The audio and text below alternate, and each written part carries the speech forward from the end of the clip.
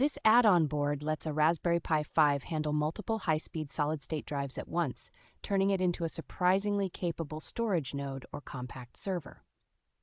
It accepts up to 4 M.2 NVMe drives in the common 2230, 2242, 2260, and 2280 sizes, which gives a lot of flexibility for mixing capacities and brands. The included metal enclosure feels sturdy, protects both the Raspberry Pi and the expansion board, and still leaves practical access to most of the single-board computer ports.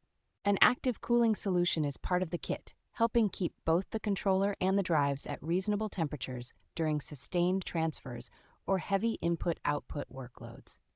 For hobbyists and home lab builders, this hat offers an elegant way to experiment with software-defined storage, small network-attached storage setups, or container stacks without a bulky desktop chassis.